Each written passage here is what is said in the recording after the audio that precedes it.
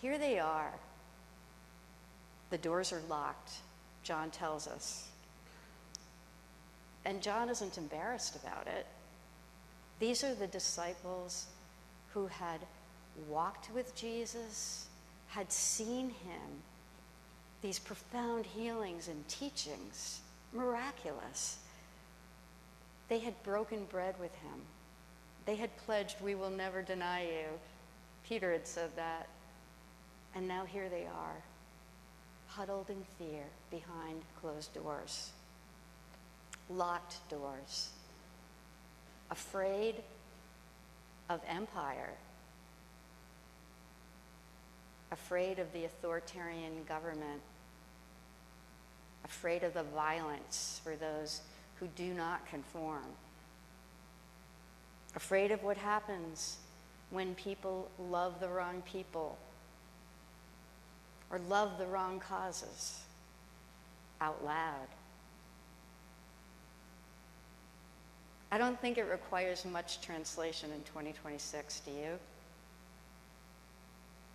Everybody's quiet.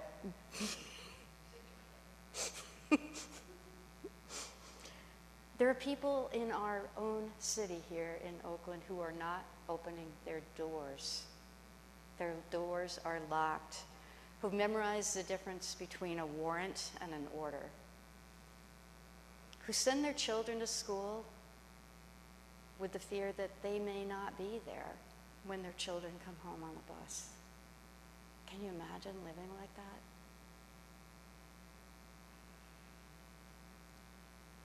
So this locked door John speaks about is not just in the first century.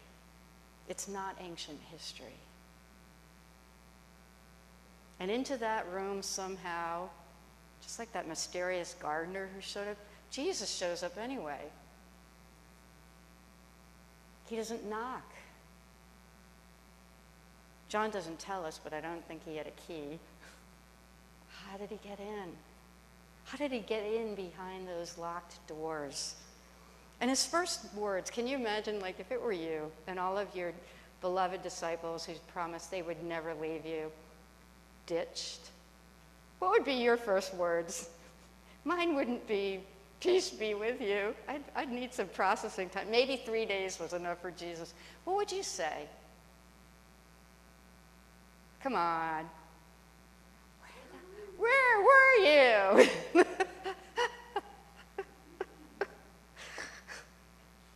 I feel betrayed by you. You know, that was a wound. It wasn't just physical. You abandoned me. But Jesus says, "Peace be with you," to people who are terrified. And I suspect it's because Jesus really understood what he faced and what they would face is likely the same thing. A brutal, violent execution, torture. It's not so different from us. Shalom is the word. It's a different kind of peace than the peace of Rome, the Pax Romana, which was authoritarian law and order. So long as you conform to the order, there is peace. If you don't conform, there is violence. Shalom is peace through recognizing the inherent worth and dignity of every human being and living in harmony. It's a different kind of, it's God's peace through justice. Behold. And then he shows them his hands and his side. Wouldn't you think the story would say, oh, it was all cleaned up and there Jesus was, better than new at the prime of his life? His wounds. God doesn't scrub Jesus clean in the story. And in John's gospel, John is saying Jesus, God, the Word incarnate, comes wounded, still marked by suffering, still carrying the evidence. of what the empire does to those who resist. That matters, and we'll come back to it. But for some reason, Thomas is not in that room when that happens. It's a detail John almost buries really quickly. Makes us wonder, doesn't tell us why. I've always been curious about that. How about you?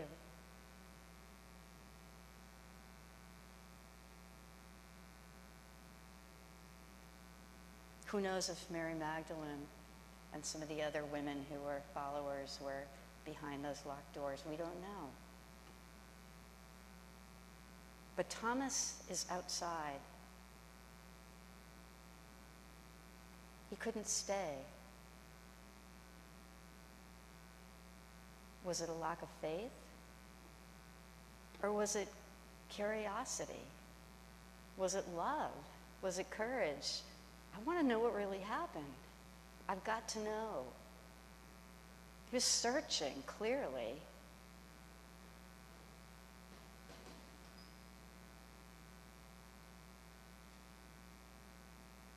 So his absence is part of the story.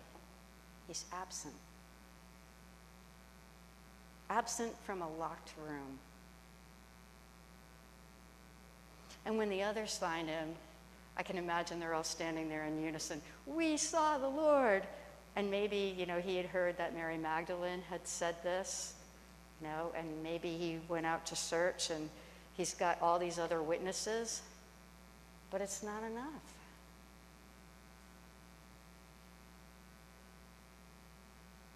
I don't know if it'd be enough for me after seeing what happened.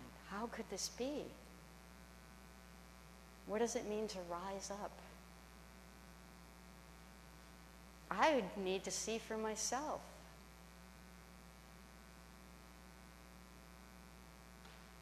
I need to see the marks. I need to see the wounds. I don't think that's a skeptic. I think that's someone who's on the Myers-Briggs is more of an S than an N. Show me the data, show me the evidence, That's someone who wants their hope to be based on their own lived experience, their evidence. And I think this was the challenge for John's community because, remember, this is written, somewhere between 90 to 120 AD, and so this is long, long after Jesus had been executed. So there had been an idea that the Son of Man will return, and the question is when, and it's like, what are we waiting for, and what do we believe? What do we hold on to? What does it mean to rise?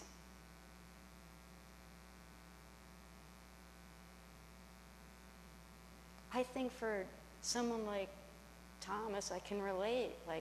I don't want to put my hope in something that's just going to be another devastation. I'm devastated that Jesus was executed so brutally. This was such an important cause for so many people. But the institutionalized church has had a hard time with Thomas, forgiving Thomas. You know the nicknames for him. Doubting Thomas. Oh, you're a doubting Thomas. It's not a compliment.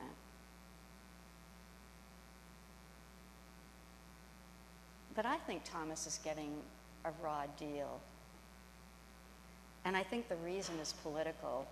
I remember when I was in seminary, Elaine Pagels had just published recently one of her books, The Gospel According to Thomas, and it was from the Nag Hammadi Library, and it was one of the books that didn't make it into the canon. That's part of the Council of Nicaea's decision. So she's a Princeton professor, great historian of church history. She's more of a scientist, just like her husband was, and she won a National Book Award for this. So she spent her career excavating texts that didn't make it into the canon, the Bible. And her argument is that John's gospel and Thomas's gospel, which was written later than John, but the oral traditions were probably, like some people, like questioning, who is Jesus? So John's and Thomas's versions disagreed. Two rival streams of this early movement of followers of Jesus.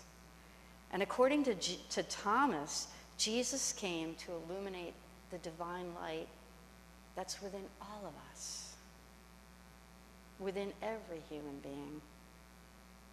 Calls us to seek until we find. And according to John, Jesus alone is the light, and the path runs through this community, following in the ways of Jesus, gathered in his name.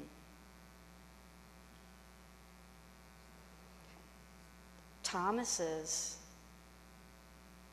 is less dependent on an institution, and a gospel that needs no institution might be a threat to an institution.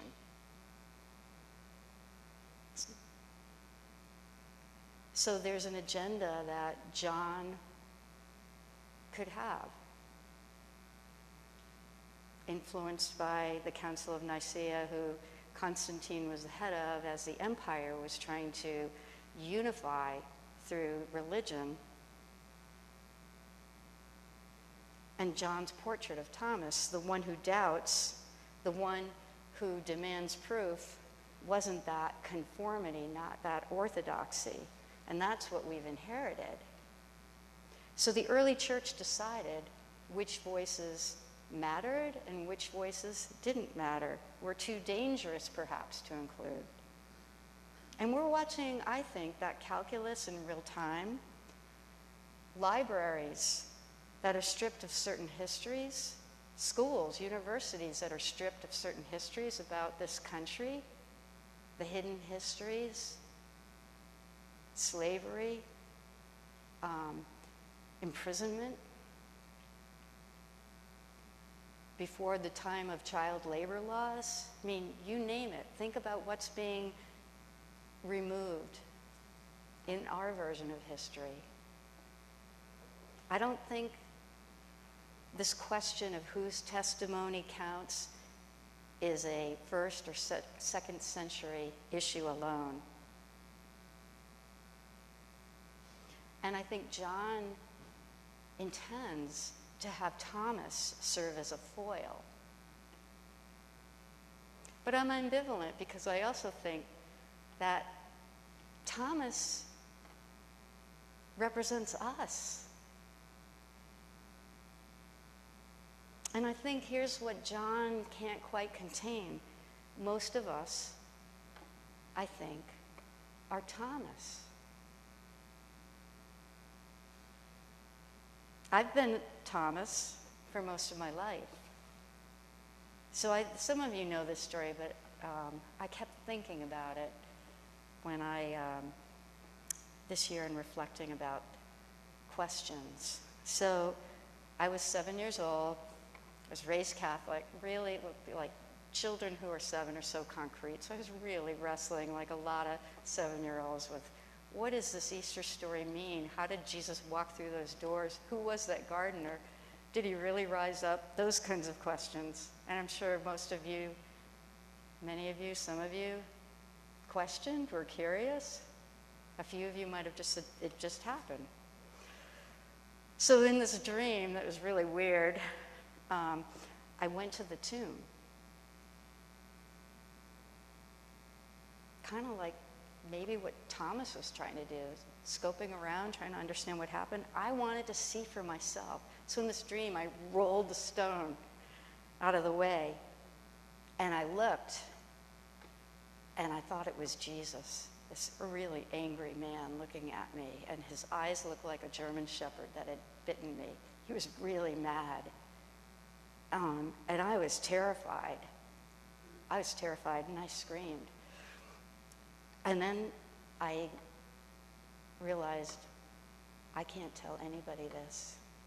I can't tell my parents this. They'll freak out. They'll think I'm possessed. I'm going to go to hell or something. And so I just laid with that alone. 7 years old, feeling that. I don't know if it was like locked doors, like something's wrong with me. I need to really conform to this doctrine. How dare I question? I'm going to go to hell if I question. I thought it was Jesus.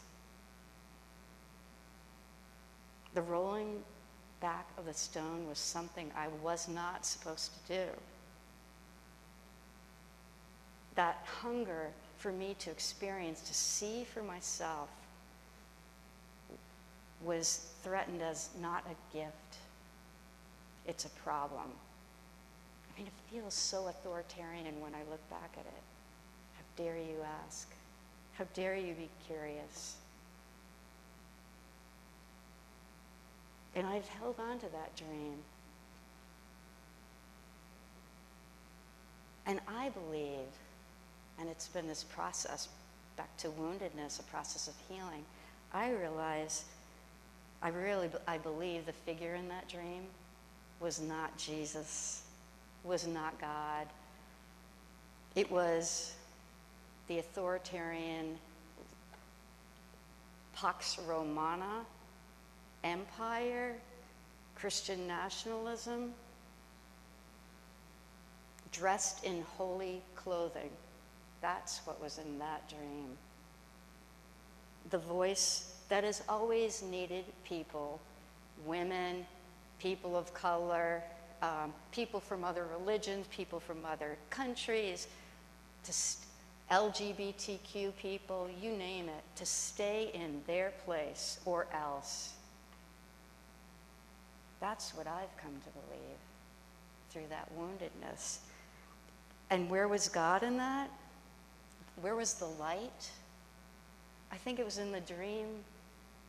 I think it was whatever motivated that little 7-year-old to go out there curiously, to have the courage and strength to push the stone, and also the discernment to recognize who I could share this with and who I couldn't. There's something about love. There was a desire to experience resurrection, my own, as well as Jesus, who shows up everywhere. A gardener, a stranger walking beside us, each one of us, if we're open to it.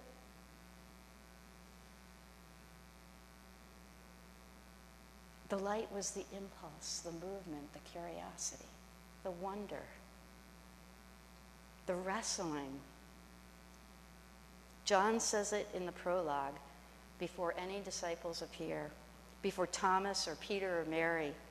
The light shines in the darkness. The darkness has not overcome it. Not shone, shines. Present tense. The light was speaking through a child who didn't know what it was.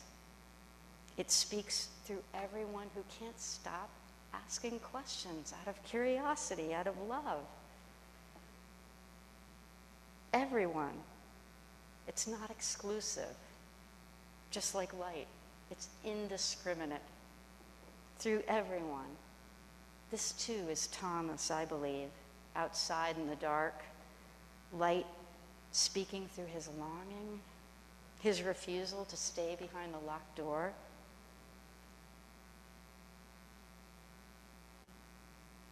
And in John's gospel, it's interesting.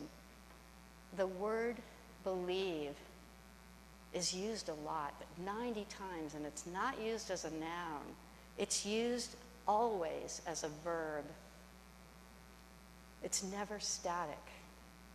To believe is not to have arrived at correct proposition and settled there. To believe is to wash one another's feet.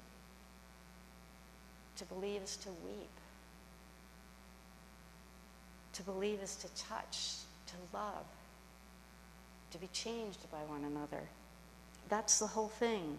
We do it with our hands and our bodies, not our doctrinal positions. When a verb dies and the noun remains, what you have is belief that's fixed, orthodox, and it becomes like a wall, separating the worthy from the unworthy, the sheep from the goats, heaven or hell. And for a long time, I thought I must be going to hell because I have a hard time believing all of these. The Council of Nicaea, literally. The Nicene Creed. Be clean from the unclean. But I've come to believe that a faith that stops moving and evolving and living is dead.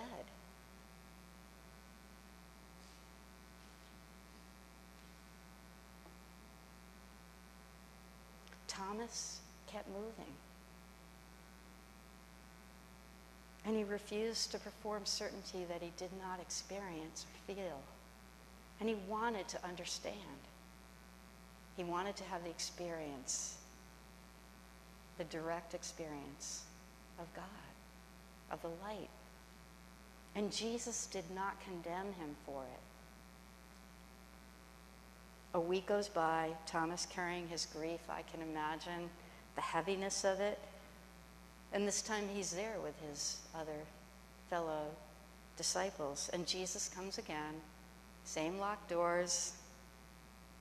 He turns to Thomas specifically, the one they'd been treating as a problem, and offers Thomas exactly what he asked for. Put your finger here. Put your hand in my side. Notice what Jesus doesn't say. Jesus doesn't say, will you stop asking those questions? I told you I am the Son of God, and why are you asking these questions? He doesn't say that. He says peace. He says forgiveness. He comes back specifically for him.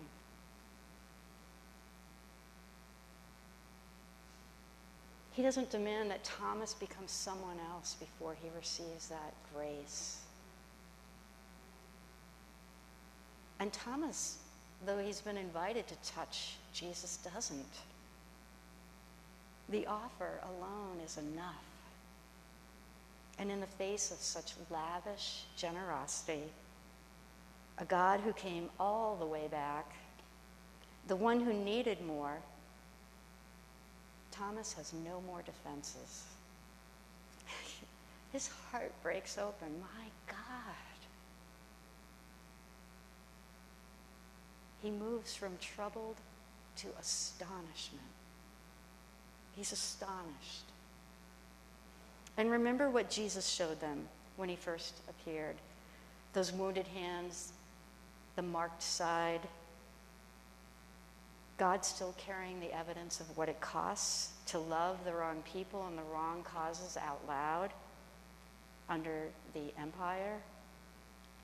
Thomas had been carrying his own wounds all week. He knew what his wounds looked like.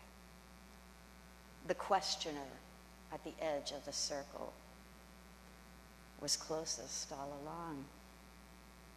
There's a line from Thomas's gospel that's been living in my heart this week. Let the one who seeks not stop seeking until he finds. When he finds, he will become troubled. And when he becomes troubled, he will be astonished.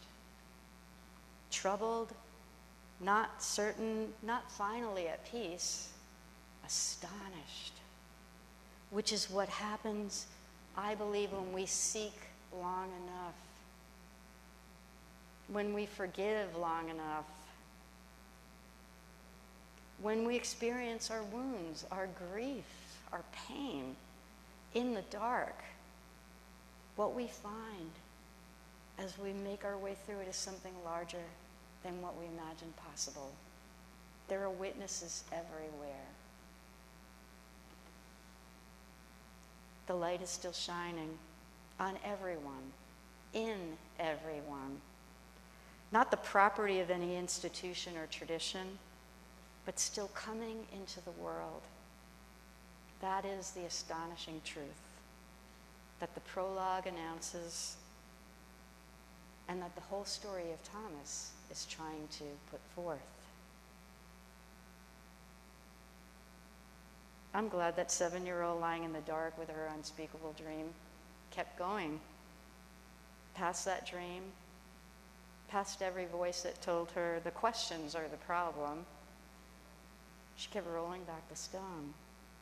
Not because she knew what she would find, but because she couldn't stop. Because she really, like that song from Jesus Christ, really want to know. Oh, no, it's Paul Harrison. Is it, what's his name? George Harrison. Really want to know you, really want to go with you. Yeah, but it takes so long. And what I find is this. These people together, on this journey together, this calling, and a faith large enough to hold every question, which at one time I was afraid to ask, to understand them as faith-seeking understanding, as St. Anselm in the 2nd century said. We're in troubling times, and I pray that we stay the course and we see it through, because I believe the astonishment is at hand. They call it doubt. Jesus called it blessed. Amen.